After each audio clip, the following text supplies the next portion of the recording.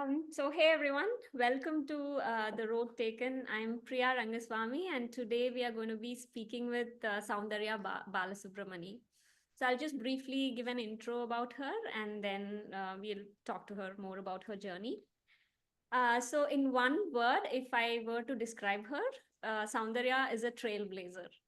She wears many hats today, but just like many Indians, her journey started off just like many others, Indian students who came into the US. She came here to the US as a grad student. She graduated from Columbia in 2019, and then she entered the corporate workforce. But that's where the similarity ends. So after 2.5 years, she quit her job, and then she went on to become an author and a founder. She is the author of two books, and she is currently working on her third book, which is her first novel. And she is also the recipient of O1A extraordinary visa from the US government, which is very difficult to get. And she went on to found her own company, and she is now the co-founder of a company through which she helps thousands of people navigate the very complicated immigration system of the US. And she is also the recipient of several awards and scholarships. And she did all this while facing tremendous challenges herself in her journey. So that's what makes her journey very inspiring for everyone, students, professionals, wannabe entrepreneurs. And so let's hear it from her directly on the road she has traveled and see what she thinks the future holds for her. So, with that, hi Soundarya, welcome to The Road Taken. How are you doing today? Hey Priya, I'm doing great, and my God, going on podcasts is so fun because the host just does this incredible job of giving an intro like you just did, that you feel so good about yourself that I have to tell myself that stay humble. Like a lot of people helped me along the way to do any of the things I did, but lovely to be here. And as I was telling you before we started, I'm currently living in a tiny house on a farm. I'm literally sitting on the floor right now because there's not even a proper place to set up the laptop and all. But I moved here a few days ago, and it's been incredibly peaceful and healing. And I also wanted to address that some people might have seen a few weeks ago, something happened in London. I'm supposed to be in London right now, but I'm not because someone assaulted me on the second day when I was there, and it feels like a lifetime ago. It's only been 2 weeks, but that's why you see a bit of a bruise under my eye over here. I'm completely fine. I can see very well, but yeah, you know how they say like something better is around the corner. Just Yeah, wait. exactly. Yeah. I think that's partially true. I also feel like it's on you to like make the effort to make that something better happen for yourself. Yeah. So um, I think in my case, I was always supposed to be on this farm to write the book that I'm writing. And it's funny how things worked out. Yeah, that's just amazing how you take the turn of events, that the unexpected events that happen to you in a positive way, that something happened, and so you just took it that it's your sort of destiny to write this book in this farm. So that's super nice. And like you were saying, like better things are around the corner. That's I just got reminder of something I've always heard from my grandmother, that if something supposedly bad happens, it's actually preventing something even much bigger That's from what my happening. dad told me. So it's Yeah. sort of like grace that is sort of protecting us by giving us something that is manageable. And so I'm sure your book, your endeavor is going to be amazing. So yeah. Thank you. Best wishes for that. And I think that everything I said in the intro is true. I think most people will know that. And you're just being too modest about it, but we'll talk more about your journey. So I wanted to actually start off by asking, so when I was actually preparing this, looking up more about you and preparing this intro and all, I couldn't help but think that you're such a you seem to come across as a very adventurous, creative, and if I were to say, a little bit of a rebellious spirit. Like, like the name of your book says Unshackled. It's like your way of saying, hey, I am not going to be confined to something, and I'm not going to be shackled. I am going to like break free and like go my way and do my thing. So I wanted to ask where this all this began. Like, can you give us a little glimpse into your early days? Like, you grew up in India, your growing up days, and you did your college in India. So what were those days like? And what were the kind of ambitions you were having for yourself back then? As part of the book that I'm currently writing, Thousand Days of Love, I've had to do a lot of reflection on my childhood days because the book is in some ways autobiographical, but it's not. It's also just fiction. Um, I realized there were certain turning points that happened when I was younger. The very first one, interestingly, was a very innocent moment that happened where I remember I was in fourth grade or something, 9 years old. I come home and I inform my neighbor downstairs that I got the first rank in some random test. I don't even remember the subject. And then the neighbor gives me 20 rupees as a prize, as saying, "Hey, congrats for doing that." And I still remember that because I think that was the first time there was some sort of a positive reinforcement loop that happened. Yeah. Um, and then the next turning point I remember is we had to leave the suburb that we grew up in. So I grew up in a small suburb called Patravakam, which Mm-hmm. is like 25 kilometers north of Chennai or north west of Chennai. So there wasn't much there.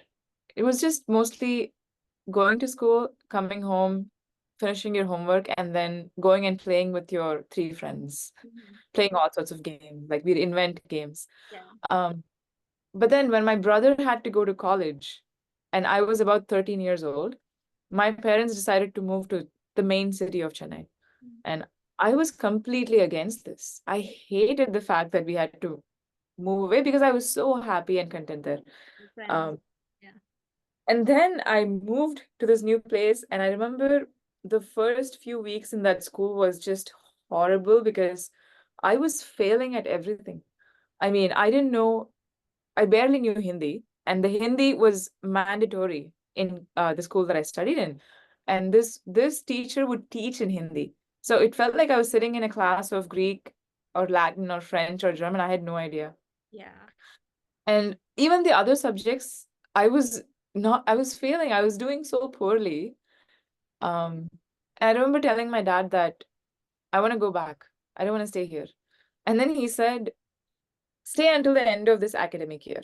Mm-hmm. And if you still want to go back, we'll go back. So I was like, okay, I'm gonna now prove to you that I want to go back by the end of this year. Okay. But, but also I realized I can't keep failing at Yeah. things as well. So I decided to go get tutoring from someone in the evenings. Uh-huh. And by the end of the year, somehow, I think I was like the top ranker across all the subjects because I really worked in the evenings to get better at them. Mm-hmm. That was a big turning point because, once again, as I'm reflecting for the book that I'm working on, I realized how that turning point led to an obsession with grades, with getting the first rank in academics for the next 9 years in my life. That happened when I was 13. And until I was 21 when I graduated from, 22 when I graduated from Columbia, I was obsessed with grades. Like I Yeah. was obsessed with being the first ranker in everything. Yeah. And sadly, it came at the cost of genuinely wanting to learn something. I Mm. was mostly just learning because I wanted to get the best grade, not because maybe I found interest in some of the subjects, definitely not all of them.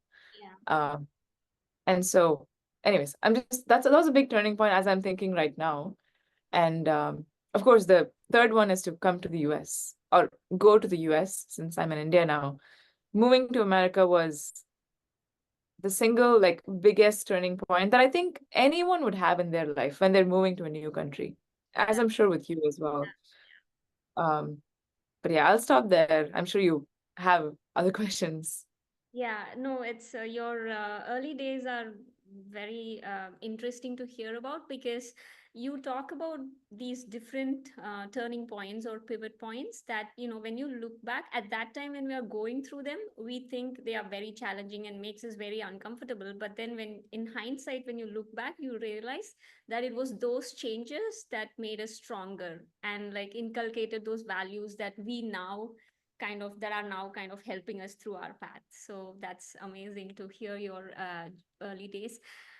So now then you came to the US, and right, as you said, I think it's like one of the real challenges everyone faces as a, when they come into this country, new country, as a student, at least as an Indian, I can relate to what you're saying. um, but you graduated and then you joined the corporate world. You worked for 2.5 years and then you just decided to quit and go and on this entrepreneurial journey. So what was there something radical that happened? So like it's kind of the path that most students take, right? You graduate, get a job at a company and go on H1B and work. And but then, was there something radical that happened that made you sort of sit up and, say, hey, okay, so I'm done with all this path. I'm going to like now start on a new path and, do my thing? Or was it more of an organic, slow change that prompted you to make that decision?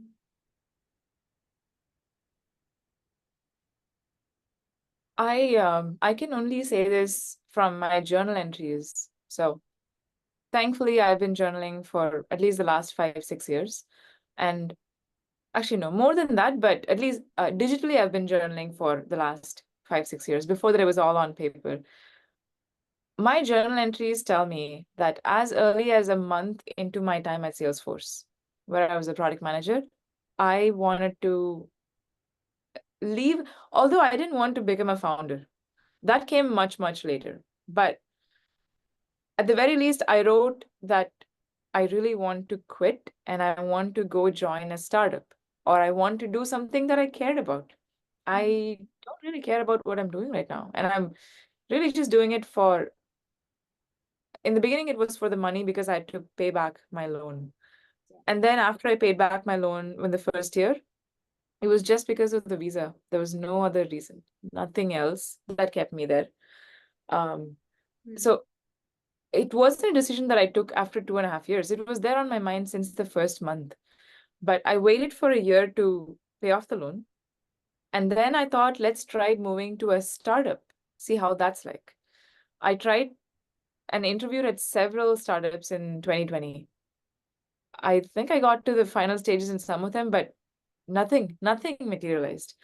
And somehow in the background, I was working on this book called Admitted, which I self-published around August 2023. Sorry, August 2020. And after I self-published, I just felt like, man, how cool it would be if I could do this for life. What if Mhm. I could be an author, quit my job and be an author? Um, and so I knew I wanted to quit for sure, but once again, it's figuring out Yeah. the mechanics of how do you do that in the system. Then I came across this thing called the O1 visa, and this was January 2021. That's the first time I came across it. Um, you know how I said earlier that coming to America was the biggest turning point? I actually want to take that back because that was the second biggest turning point. For me, the biggest turning point in my life is meeting someone named Rajesh Sethi. This was on July 7th, 2021. And he is the one who inspired the book that I'm currently writing. And in many ways, I'm writing the book on him as well.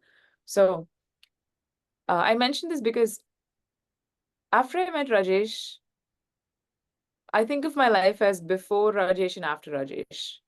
That's how I think about it. And he helped me quit my job in many ways because he introduced me to a startup whose founders really believed in what I was trying to do and offered to help me out, and they hired me. So I was able to work at their company part-time on an H-1B. Okay. So when I quit Salesforce, I didn't quit as a founder. I still quit to go work as an employee somewhere, but the founders were so generous that they said, like, do whatever you want in your own time, focus on building your company. And whenever you're ready, you can leave our firm and go there. So I yeah, that was a big, big turning point. And I do feel like in hindsight, I confused a lot of people because when I quit my job at Salesforce, I think everyone thought I quit because I got the EB1A, even though I never said anywhere that I got the EB1A. Um, but anyways, then in 2022, I applied for the O1 visa. So I applied for the O1 as a writer. Okay. And unfortunately, I got an RFE, a request for more evidence, and then they denied my application. But when you So applied for it, you already had a book published by then. The I admit. did. So I used that. I had a bunch of press around the book. I had a high salary that I was making at Salesforce before. So I had a bunch of evidence. Sadly, it wasn't enough. And I understand why they denied. I mean, back then I was really frustrated, but now I understand. Still, though, that denial kind of gave fuel to fire in a way. And I realized time and again that one of the things that I really like about myself is I channel my frustrations really well. Like, Creative for energy. example, the London assault that happened 2 weeks ago. I was frustrated. I mean, I was more calm than one should be. I was actually quite calm, which is surprising, but I was frustrated.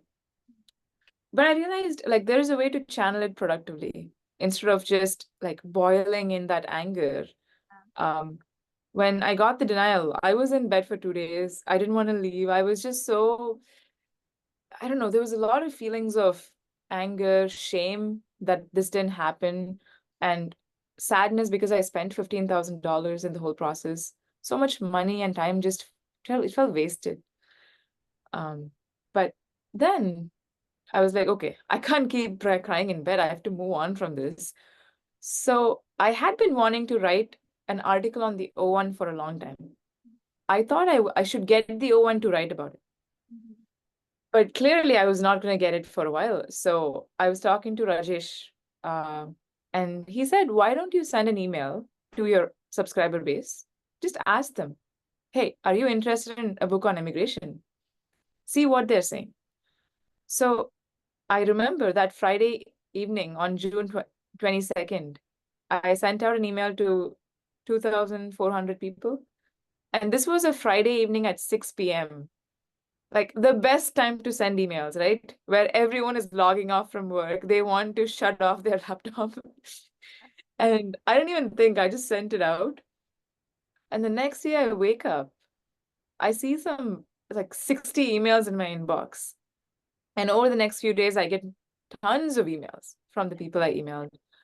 And everyone's writing long, long emails and passages talking about how frustrated they are with the system, how they've been waiting in line for a very long time to get a green card, how they can't start a company, and so on. So that's when I felt like, okay, there's something here that I think I need to explore. Mhm. So that was the birth of Unshackled in many ways. Mhm. Wow. That's amazing. So would the way you talked about your frustrations with your job and then meeting your mentor who kind of set you on the next path. So would you say you were sort of looking for some kind of meaning and fulfillment in your job, and when you did not find that, your side hustle as an author kind of led you on this path, and to Rajesh, who is sort of like your mentor, godfather who transformed your life. Yes, Godfather is exactly right. I'm opening something on my side because I want to get the quote right. So I something you should know is a lot of things were happening in parallel. And I'm realizing this as I'm talking to you. And thanks so much for these great questions, because I'm realizing as I was thinking about not liking my job, as I was thinking about immigration, writing a book, I was also thinking a lot about the education system that I grew up in and how it failed me, or I failed myself in many ways, because I spent thousands of hours learning, but I can't remember a single concept right now that I remember, like from my undergrad or from high school. I mean, of course, I know basic math, basic physics, and such, but then I don't remember anything. And that's because I was doing it for the sake of outcomes and not for the process itself.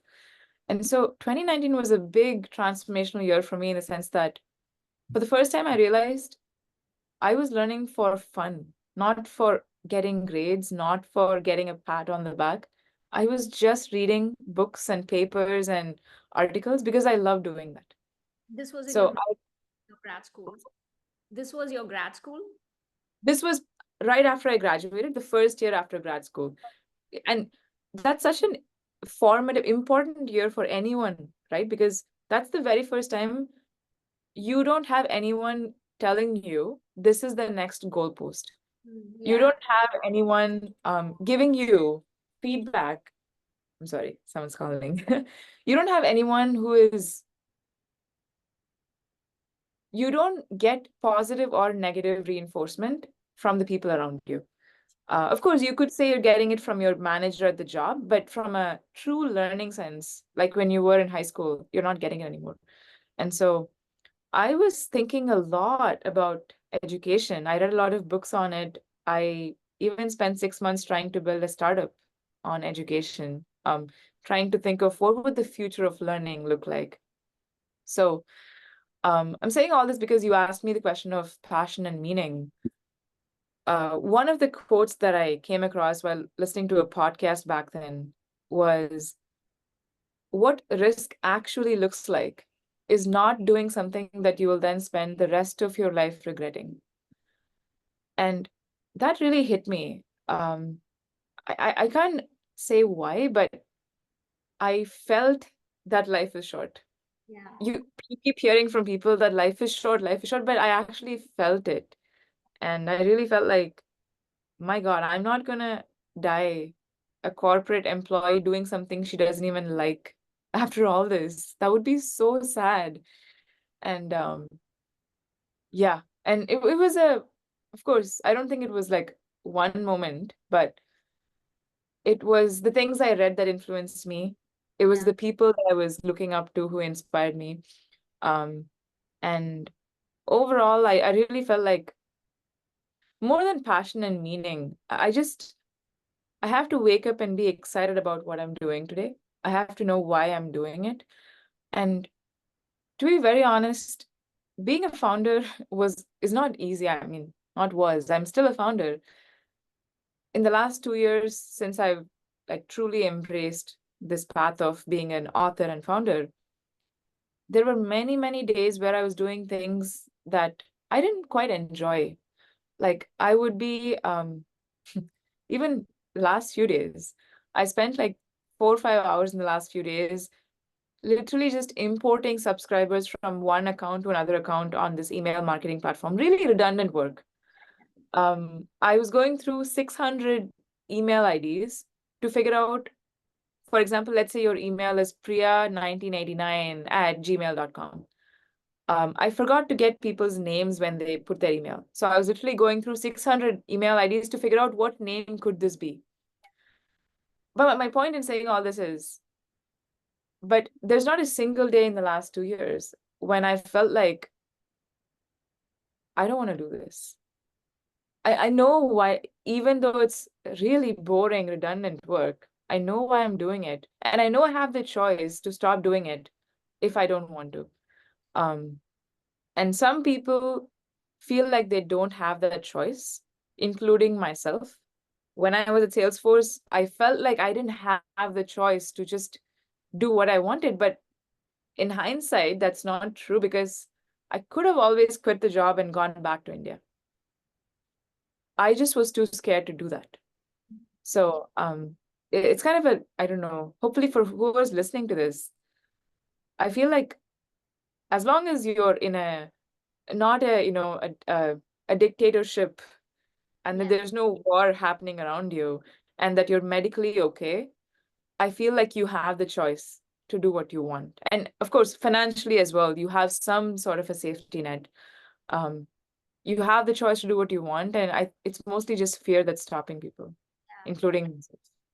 Yeah, it is fear, being constrained, financial, but also from listening to you, I think it's also very key to have that internal impetus, like that motivation to do something about it, right? Like most people just go through the life happily as a corporate employee for the financial aspects, and as long as you enjoy it, it's great. But when you are looking for that meaning or fulfillment and you don't find that, we always have a choice to not be confined to that. So yeah, that's amazing.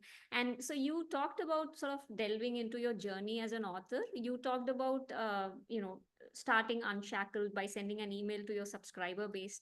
So was this when you were in India? Did you also talk about like going back to India after your O1 got rejected, and so Yes.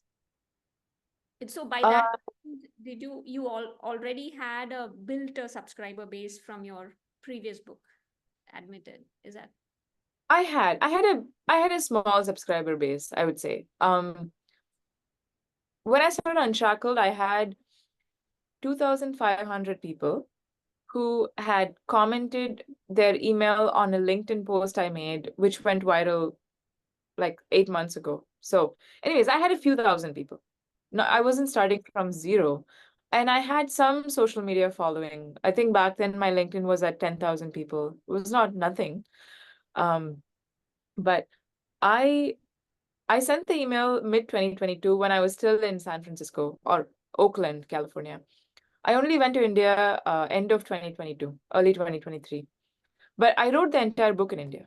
I mean, once again, that was another big turning point. If you had asked me 2 years ago, so today, right now we're in September 2024. So if you asked me in October 2022, do you envision going back to India and like living there?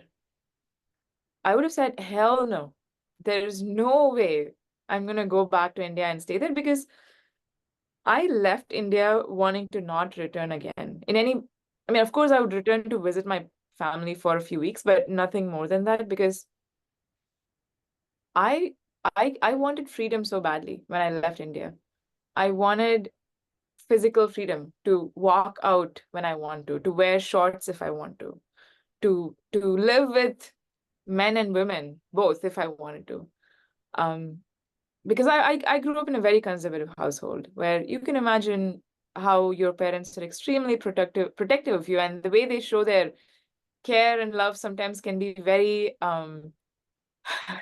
very authoritative, I would say. So towards the end of 2022, I still remember like key moments in my life, and this was a key moment. I was driving from my co-working space back to my house, and this was in Oakland, California. And there was just a moment when I paused to think, why am I in the US writing this book? I could be saving so much money if I go back to India, and maybe I should do that. It was a very fleeting thought that we all have, but it happened so that my brother was having a kid in January 2023, and I wanted to be there for that. So I decided to make that trip into like a long trip where I just go back. I packed up my entire stuff in the US and put it in a friend's garage. So for all purposes, I thought, okay, this is it. I'm leaving the country and I'm going back to India. It felt like starting over again. And then I spent the next 9 months in India. I never thought I would be able to spend that long in India, but it turned out to be absolutely wonderful. I mean, there were a lot of conflicts I had with my parents in the beginning. We were living together in the same place after 8 years. So um, that's a whole other topic. We can get into that, but like parent-child relationships and attachment styles, Especially so much to talk about. travel out and abroad and all, our perspective shifts a lot. So then I think going back to our home and sort of like adjusting, it takes a bit of an effort to. I think, especially if you've never had an open relationship with your parents, if you've never learned to, what's the right word? If your parents are emotionally unavailable, if they've never told you things like, I love you, I care for you, I'm proud of you, and if all you've talked about with them has been very transactional in the sense of, Yeah. did you send the money for this month's installment? Yes, I did. Did you eat food? Yes, I did. If that's all that you had as a foundation, which is a very weak foundation, and then you go away for 8 years and then you return, it does feel in some sense like, who is this person? It feels like a stranger in the beginning. And you're living with strangers who don't know who you are. You don't know who they are. And they still see you as a 16-year-old idiot kid who doesn't know how to go around the street and get milk. And but you've had like a lifetime of experience. So there were so many like minor conflicts that kept happening. And but yeah, I mean, I feel like I've gotten much closer to my parents in the last 1 year and 9 months since I came back to India than I've ever gotten before that. Like before that, I would say we had a pretty terrible relationship in the sense of there was no intimacy, there was no meaningful conversations, and it was all just surface level. So I think Yeah. the biggest thing India gave me was reconnecting with my parents and having somewhat of a real relationship. We still have a long way to go, but it's so much better. Yeah. It's interesting how you talk about this conflicts between parents and children. It's like on a deep down, we know they love us so much. It's just that somehow maybe it's the way it is expressed is different. And then when we sort of maybe grow up a little bit or our perspective shifts, we look at the same thing in a different way, maybe with a little more understanding, and that maybe kind of puts things in perspective. So yeah. That's interesting. So I wanted to go back to what you said about making that decision to move to India. It was just a fleeting thought, and that turned out to be a decision. And in hindsight, one of the best decisions you made.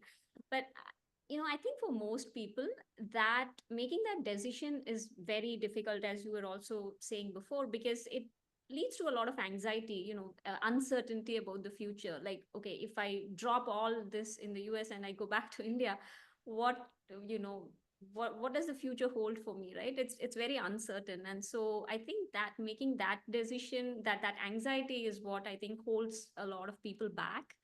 And I was wanting to kind of, if you can go into your mental process and how you dealt with that uncertainty, anxiety, and still made the jump. Yeah, I'm just laughing because I feel like right now uncertainty is my motto in life in some sense. Yeah. It was not like this. I think um, that's a great question again, and you're just on a roll with these questions. I would say once again, parallel tracks, right? We've talked about like immigration, education, passion, meaning, and so on. One thing that I've been very quiet about that I haven't really shared much online is my life in San Francisco in terms of my like intimate life at home. I moved into a community house in San Francisco, February 2021. And since then, I've lived in 4 different community houses. That, I mean, I think that changed my perspective on life and relationships and people more than anything else. Any class or any course I've taken ever could have changed. Because the first community house, I was living with 11 other people or 10 other people. We were all coming from 6 different countries. Mhm. And not just the fact that we're from different walks of life, but that first house exposed me to so many things. And it exposed me to psychedelics, which, I'll say openly, Some of them are like I think they're partially legal in California, not entirely, but I didn't even know that there's a term called psychedelic. So it exposed me to, number one, that. Second, it exposed me to what having fun could look like. For example, until then, let's say that my idea was having fun is going out and having dinner with friends, going to a movie, playing a game, basic. But then this house kind of showed me a different lens of, it was a very musical house. So we would do some really crazy events. Like we would take up all musical instruments like guitars, pianos, keyboards, drums, and then go on top of a mountain, set up Christmas lights, and then play for 6 hours to the entire city. It's just like this. We had so many such experiences when I was there that through these experiences, I met people from probably 50 different countries, let's say. So when you have such a huge and intense range of experiences in a very short period of time, you change as a person. And I just met people who were incredibly different, brave, resilient, who were living in a van. I mean, one of my good friends live in a van right now. I mean, I've met people who are very Burning Man centric. Like, if you know what's Burning Man, you would know what I'm talking about. So I just think that, yeah, doing like meeting such a wide range of people and having these wide range of experiences made me more brave and be okay with uncertainty. So I'm sharing all this to say that I think me being okay with uncertainty specifically, the houses that I've stayed in and the people that I've met had a lot to do with that. Comes from the experiences we embrace, right? The experiences Yeah, we and and you we know, do new experiences. yeah, I was gonna say there was something I was just thinking of. Even I actually moved 5 houses in a span of 4 years. I was also pretty nomadic. Mhm. So in some ways, I kind of got used to the uncertainty that Yeah. I don't know where I'm going to be living in 6 months. It could be in an entirely different city or country or house, no idea. Um, and that's okay. I mean, there are days when I feel like a pang of, oh, I wish, I could stay in the same house for 10 years, then I would know everyone in the neighborhood. There's a community. Um, and I think India fills that gap really well right now because in India, you come home and you're like, That's that TV is in the exact same place that it was 10 years ago. Or that like shop across the street has been there for 30 years. Um, I feel that when I'm here. And so I just think of it as SF for me is a place to indulge in adventures, and India is a place to feel more rooted. Wow, that's amazingly put. Adventurous versus rooted, and I think it goes back to the adventurous spirit that we started this podcast with. That you had like this internal, like the nomadic kind of way of living and embracing new experiences and people around. All that sort of helped you with dealing with uncertainty and just traveling and moving to a new country as we were talking earlier, that I think gives a lot of like this shift in your mental perspective from which there is no going back to who you were. Like it completely fundamentally changes you as a person, just expanding your mental boundaries. And so yeah. So I wanted to, you've talked about your, third book, which is sort of an ode to your mentor, Rajesh, and all that. But I wanted to delve into your writing process. What is your writing process? Like you talked about journaling a lot. Did you aspire to be a writer very early on, or did the book happen by an accident? Or do you have like a set time and a set place every day where you sit and this is my writing time? Like can you go a little more Hmm. a creative process? Absolutely. I will say it's changed over the years a lot because in the beginning, writing landed on my lap in some sense, meaning there's one of my favorite quotes, it's very apt for my life, is Cal Newport says, passion is often not the cause of things, rather the effect of things. Okay. So I didn't set out to be a writer and then be like, okay, now let's spend the next 10 years writing. Rather, when I joined NIT Trichy, I just joined a ton of clubs. Okay. By the time I graduated, I was part of 10 clubs there. Everything from like coding to astronomy to um, like an atheist co- free thought club that we had. I even started a club myself at NIT, and I was part of several content writing clubs. So I remember the first article that I wrote that went semi-viral within the university was on the theory of relativity by Einstein.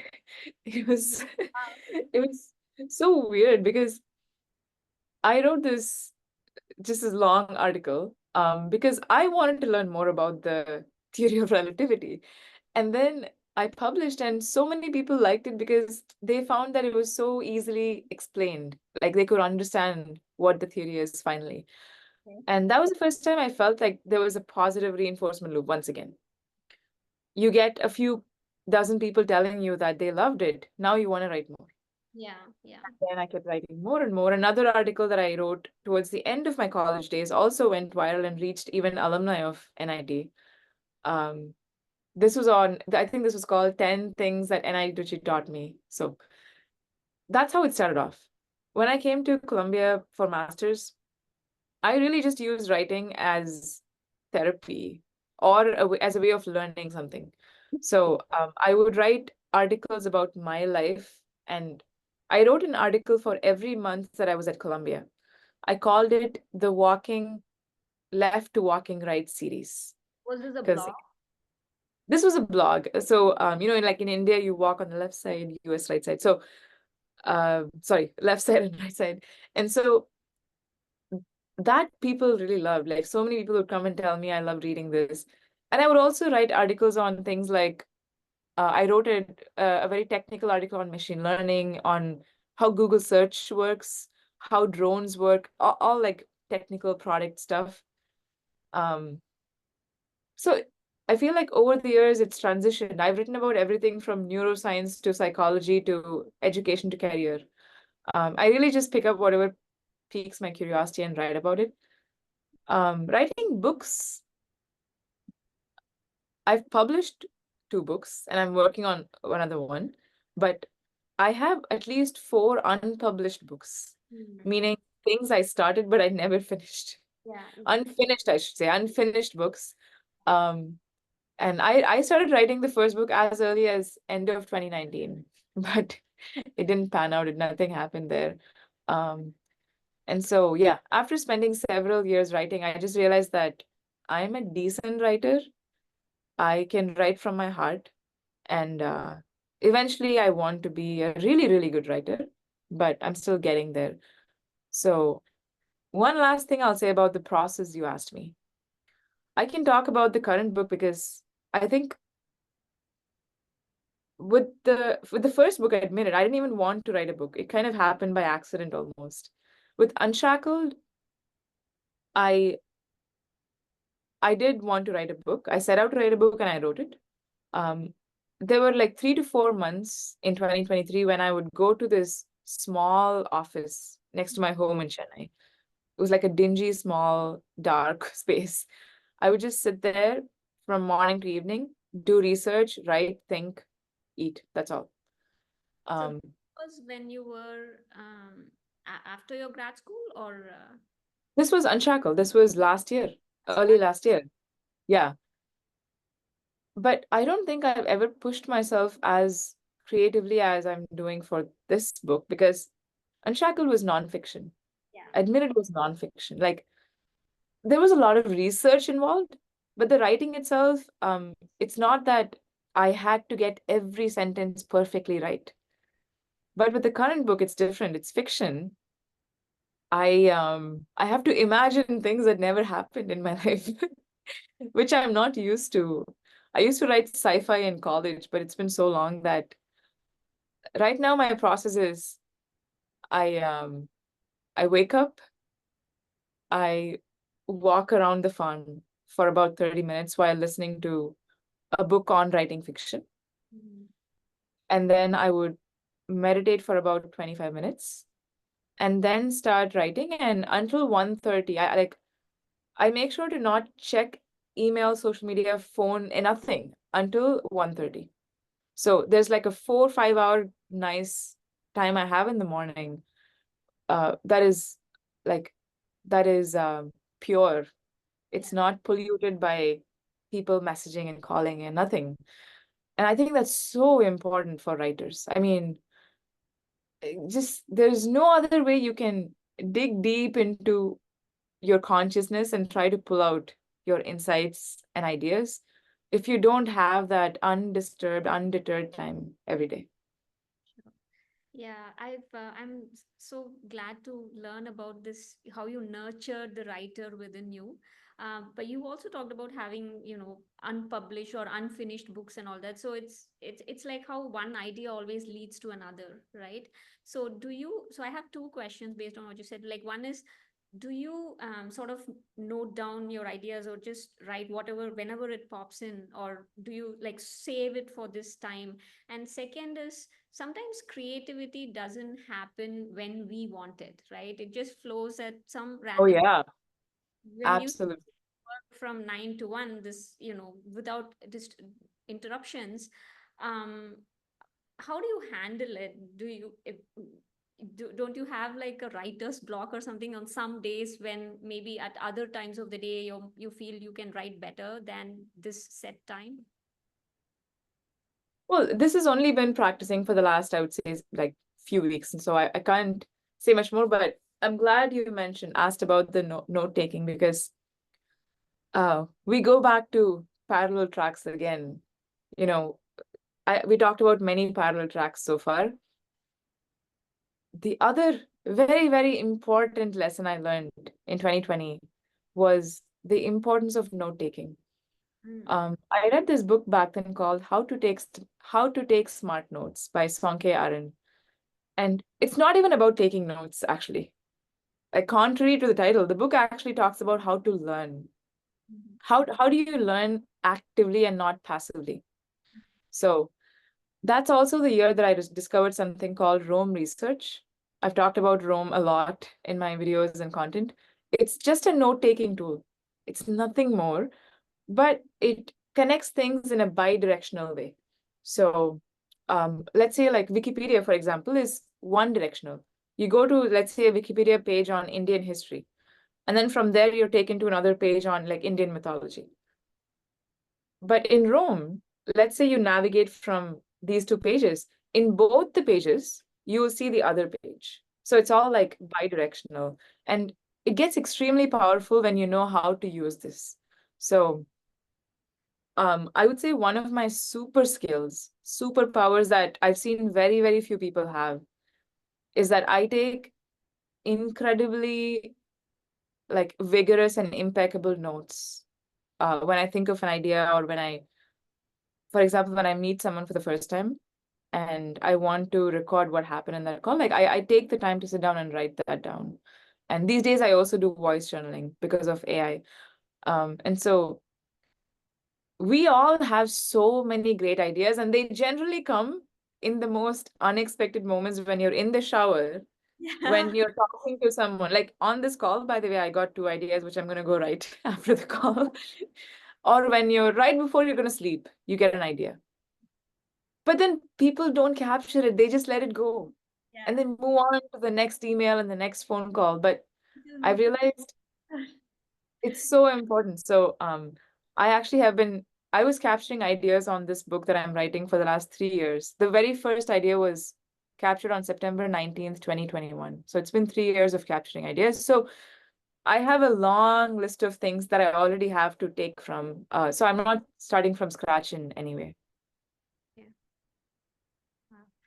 All right. So I can talk more about this forever, but Thank let me you. shift a little bit and ask about the companies you founded. So you had Unshackled.club. That was the first sort of company you founded through which you were helping people. And then you, if I understand, merged it with Greencard Inc. Yeah, Uh, I did. can you maybe, talk about the kind of services or help you provide those who are, interested or like trying to navigate the immigration challenges in the US? And do you also help with other, like not just US, but UK, Canada, and all? Because I thought I came across posts of yours. Yeah. Yes. Yes, Unshackled.club is a community platform, and that got merged with Greencard Inc, which was founded by two EB-1A recipients. EB-1A is an extraordinary pathway to a green card. So, long story short, we decided to kind of join forces a few months ago, and we just merged both the startups into one. We help I would say we have a roster of products and services starting from $0 to tens of thousands of dollars. And it really depends on what do you need help with, and you should choose based on that. For example, we have a free newsletter that reaches 20,000 immigrants every week. We have a book that I published, which is like $15 on Kindle. We have a course that we launched on EB1A that's $250. You can just like purchase and watch it at your own time. We have a community platform that you can join if you want to get support from. We have 680 people in the community who are all aspiring to get a talent visa. And we do weekly events. You get free calls with mentors and lawyers, ton of benefits. And that's about $1,000 for life. So you just pay once. And then we have a co-pilot program, which is 10,000. So like we have, at every price point you can think of, we have something. And but the as of now, the goal is to help more and more and more immigrants who are really talented, who have accomplished in their life a lot and want to get a green card or an O1 visa, or want to file a national interest waiver, which is a very specific pathway to getting a green card. So I think these are the main three visas we focus on right now. Yeah, yeah, that's amazing. And I think like information is power, right? So we, at least most people go through it without being even aware of all the challenges in the system. And Definitely. many times the frustration is because we could, the time we spend trying to navigate, we can very easily spend it in something very productive or intellectual. So it's I think great work you're doing, trying to like help people with that. So yeah. Thanks. So And sorry, you asked about is it just US or UK or Canada? As of now, it's just the US, but I got something called the UK Global Talent Visa, which is kind of a mix of the O1 and EB1 for the UK. So you can go to the UK and stay there for up to 5 years and then keep extending forever. And it lets you go there without a job offer. You can go work for anyone for yourself. You can take your spouse and children, they can work too. So I began making some videos on that because I got the visa myself and I wanted to share the process with other people. So the company doesn't currently focus on UK or Canada, but maybe in the future. okay. Okay, well, good luck with that. So in your entrepreneurial journey, can you talk about some of the challenges you faced initially, or maybe challenges specifically as a woman entrepreneur, and some of the challenges you're facing on an ongoing basis? Um, mm, mm, mm. To be honest, I've been fortunate that I haven't outright faced any sexism based on the fact that I'm women or that I'm women of color that I know of. I mean, maybe someone turned me down because of that. I don't even know. I have no idea. But in terms of just challenges as a founder, I would say there are both internal challenges and external challenges. Internal meaning I am a perfectionist and it's not easy to work with me. I'll be honest, because I have a certain bar for things like note taking, things like writing, high quality English when you're writing. So it can be a pain in the ass for some people. So I like it. I had to really learn to rein that in and Yeah. not be a perfectionist when people are just starting out. I had to learn to delegate things, delegate and be okay with the fact that people mess up and they're not going to do as good of a job as you, and that's okay. Because otherwise, you will never get to graduate from this to doing something else. Yeah. Yeah. Um, External challenges. I mean, I'm much more immune to rejections now than I ever have been. I remember when Google rejected me after the final interview. This was back in 2018. I went till the final round and then they rejected me. I spent an entire day like crying, thinking about what is happening in life. What am I going to do? Google rejected me. I have no self-worth. Compared to that, right now, I feel like I've seen so many rejections. For example, I was trying to raise money for the Unshackled campus tour. We did a book tour early this year. We went to like 15 different colleges. It was really fun and exhausting.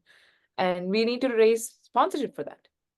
And I probably emailed 200 different potential sponsors, and so many people said no. And when you hear so many no's after a point, you're like, cool, I'll move on to the next one. And it's Rajesh always says when someone says no, it's generally not yet. That's what they're saying. You haven't shown them a reason for them to invest in you yet. And it's all like a sign for you to go back and do better, improve your pitch, improve your product, your service, your book, and then go back again and try. So I truly believe in that. And I feel like there should be no resentment when you get that no. There may be a little bit of resentment in the beginning because you're like, they just said no to me. But no, they said no to a very specific thing that you put forth that they don't think is a good fit for them. And that was Not, a big lesson. yeah, not taking it personally, right? That's, I think, in general, the biggest lesson in the last 4 years is learning to not take things personally. Even today, something happened, and I journaled this as well. Um, Someone who is a good friend of mine said something that if I was 4 years ago, I would have taken it so personally and thought about it the entire day. But today, I just was like, first of all, remember that when that person said that thing, it was sent through a text message, and text messages don't have the full context. Yeah. And secondly, you have no idea what's going on in someone's life when they send you a message. Maybe they had a bad day. Maybe they're going through something. Um, and also remember that this is not some stranger. This is someone that you had a friendship with for X years. So I had this like, the moment I started like thinking, taking it personally, I had this other voice come up and tell me all these other things. And I think Rajesh is kind of that voice in my head right now. So it was interesting to observe that. And yeah. Yeah. Yeah, that's great. So I wanted to ask, like, given everything you're doing, running your company, working on your book in India, taking a course in London, and helping people in the US, how do you have like a typical day, and how do you really balance or manage all these different ventures and activities? Right now I do have, I would say, a typical day in some sense. So as I said, I until 1:30 book, no, nothing else. I was very clear about that. And then I would have lunch, walk. In the afternoon time, I'm keeping like 2-ish hours to focus on social media and like marketing, promotion, website stuff. I'm currently redoing my website, so stuff like that. And then I work on company, Unshackled and Greencard Inc. for a couple hours in the evening. So after taking a break and exercising, which is very important for me, I would work on company stuff. And then after 7:30-ish, it's mostly open to just calls, like this podcast, for example. Or I would have a call with, I'm trying to network with authors right now. So I'd have a call with an author. So I'm definitely working. I mean, I'm pushing myself to the best extent to work as much as possible without burning out. Like making sure I take the breaks, I take care of myself, I run, meditate every day, and all of that. Um, but right now, I'm kind of like bucketing each section of the day into doing different things.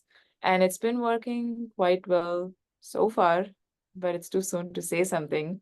But one of the things I was very clear about is in terms of non-negotiables, sleep is number one. Mm. I'd say right now, number two would be writing every day. And then number three would be meditation exercise.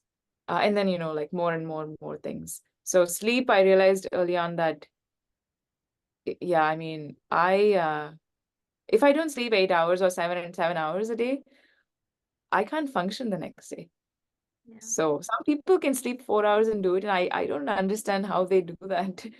I really like to sleep properly. We got to do what we got to do. So that Exactly.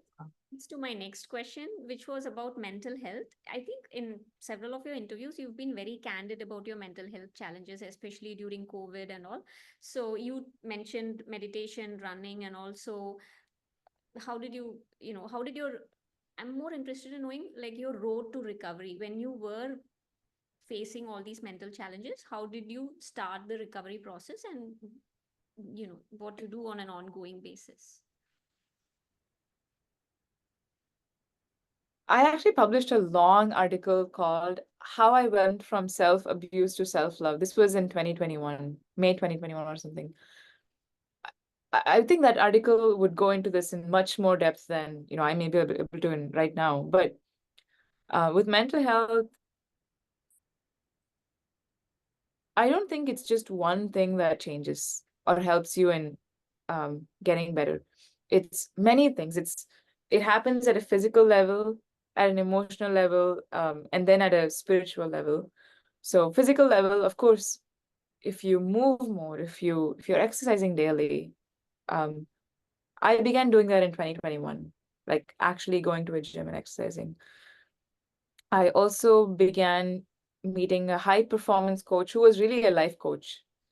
Sometime end of 2020, early 2021, I moved into a community house, as I told you, in 2021. And that gave me a sense of like emotional support, that there's people around. Until then, I was so lonely by myself. So many things happened for me to get better. It wasn't one thing. And I also began meditation that year.